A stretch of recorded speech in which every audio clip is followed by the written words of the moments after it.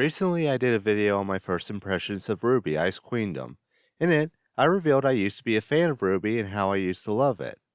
However, I forgot to mention which was my favorite character in the series.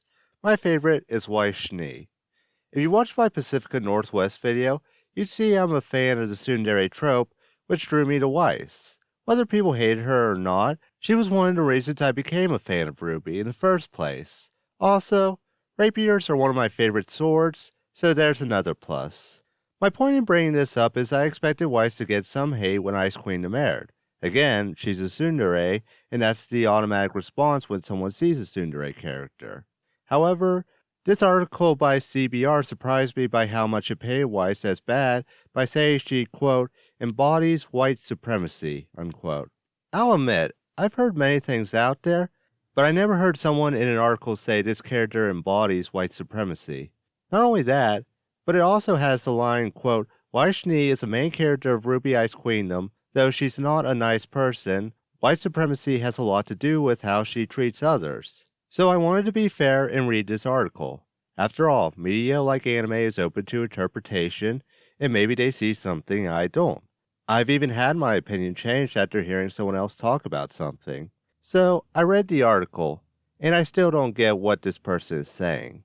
This video looks at some of this article's points and explains why I disagree with them. I'll also show clips from the series to back up my reasoning. I won't be reading the whole article in this video, but if you're interested, the link to it will be in the description. Also, no matter how you feel about this article, please don't harass anyone over this. With that out of the way, let's jump into my issues with this article. One of the first things the article does is say what Weiss's background is. They talk about her being born into wealth and how she's heir to the Schnee Dust Company. Then it feels like this article is starting to reach as it brings up how the Schnees remind them of the European elite of the 18th century. So why is that important? As it goes on, the article reads, quote, further building on the theme of exploitation colonialism is how the Schnee family exploits the labor of a vulnerable population known as the Faunus, unquote. So this is a fair statement that I'm willing to buy. However, I have a few issues with using it in this argument. This article focuses on how Weiss is supposed to be the embodiment of white supremacy. This statement has nothing to do with Weiss, though. This point comes off as a statement about her family instead of her, which leads me to my next issue with it. Weiss is not in charge of the Schnee Dust Company. If Weiss were in charge of committing these acts of exploitation, this would probably be the only thing you'd need to present for this argument. However, she's not, is never seen supporting those things. It feels like this person is arguing that because Weiss was born into the elite, that counts as embodying white supremacy. However, Weiss, in the first episode, is fighting to go to Beacon Academy, which her father doesn't want. さあ、私にグリムをお放ちになってください。いいだろう。無理だと判断した時点で不合格とする。お前のわがままもそれまでだ。承知しましたわ。If anything, I'd argue the first episode makes it clear she doesn't side with her father on his decisions, and he's the only one deciding to exploit the Faunus. Chances are there are other things they disagree on, so I don't see how Weiss's lineage supports this person's argument. I want to skip part of the article for now and look at what it says about Weiss during the exam. The person who wrote this article argues that Weiss intends to bend the rules before the test begins by asking Pyrrha to join her team. Quote, her first attempt at bending the rules in her favor came in the form of trying to recruit Pyrrha into her group for the entrance exam, even though the rules stated she had to team up with the first person she encountered in the forest. Before I respond, I want to post the following line as well. Quote, Weiss's reasoning for wanting Pyrrha in her group is the same reason she rejects offers from other students like John Arc. She perceives Pyrrha to be of a superior human race, whereas she thinks of John as being in a class beneath her. First, why is this person only calling out Weiss for this? This person has just admitted John did the same thing, but didn't say there's anything wrong with him doing this. It feels more like this person is using that as a reason Weiss looks terrible because she turned out John. However, to play devil's advocate, wouldn't Weiss be in the wrong if she had said yes based on what this person wrote earlier? Second, we know Pyrrha is a skilled student. When Weiss brings up her name, everyone in the room is stunned at the realization that Pyrrha Nikos is there. はじめまして。私はワイス。さっき聞いてたわ。私はピュラニコスでしょ。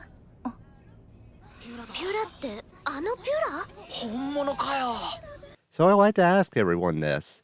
If you were making a team for anything, and saw someone known for being exceptional in the same thing you're forming a team for, wouldn't you go up to them and say, hey, what if we were on a team? Additionally, at no time does Weiss say something like, we're both superior humans, so we should be on the same team. It seems more like Weiss saw someone known for their grades and skills, and wanted to team up so they'd both be at the top of the class. Right after this, the writer brings up how Weiss thinks RWBY isn't fit to be the leader. Quote, since Weiss cannot fathom being instructed by a student she considers beneath her, she tries to get the school headmaster to reverse his decision and appoint her as leader, believing she is better qualified for the role due to her hard work and social standing. So there's a lot to unpack with this statement. I'll start with the easiest thing to point out. Weiss didn't go up to the headmaster about this. She went up to Professor Port to talk about this. It does feel weird the person who wrote this missed that detail. Now, about Weiss and her feelings about RWBY as the leader, I agree that Weiss doesn't think RWBY deserves to be the leader at this time, but I can see why Weiss would feel that way. To Weiss and another person, more on that in a bit, RWBY hasn't proven that she can be a good leader. A leader leads by example. In other words, if you set a good example, people will follow you. The problem with RWBY is she hasn't always set the best example, both before and after being appointed leader. Let's start with the before when she was alone with Weiss during the exam. There was a time Weiss was going in to attack a Grimm and RWBY jumped in front of her.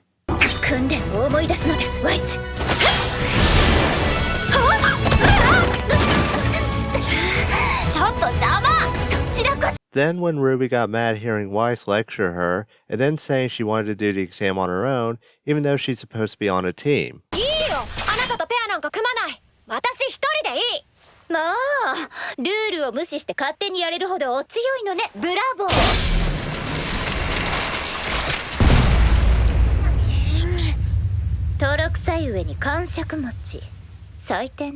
Also, shouldn't this person writing this call out RWBY for wanting to break the rules here?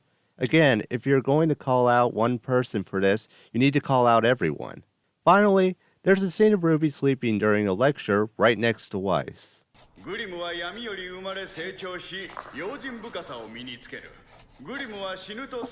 My point is, I understand why Weiss would feel like RWBY shouldn't be the leader. For the most part, RWBY comes off as someone not trying. Yes, RWBY did come up with the plan to defeat the giant Grimm they were fighting, but that doesn't make anything RWBY does wrong go away. On top of all this, Ozpin does tell RWBY why Weiss said she's a bad leader. でもワイスはそう思っていません。努力もしてないって。無論最善を尽くさないリーダーには誰もついてこない。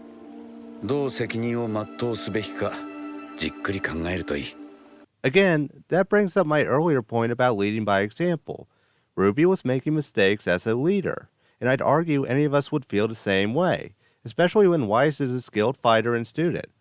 Not only that, but Weiss does realize her attitude isn't going to change things. Just a quick note, but this article reads, quote, to her surprise, however, the school headmaster states that her very narcissism makes her a poor candidate for leadership, unquote. Again, this was Professor Port, not Ozpin. Also, that's not exactly what he says. 君がリーダーになりさえすれば万事解決と君のスキルは見事だが考え方に問題があるな。プラマイゼロだ。まあ、なんですって。ほら、それだ。You can have a bad attitude and not be a narcissist. Also, I just brought up numerous examples of why Weiss wouldn't want RWBY as a leader. Again, wouldn't you feel the same way if you were in Weiss's shoes? Granted, Weiss shouldn't have a bad attitude either, since that won't make it better, but she tries to be a better teammate after hearing what Professor Port told her. ワイス。あ、寝ちゃった。好みはクリームと砂糖5つでしたわね。はい、コーヒー。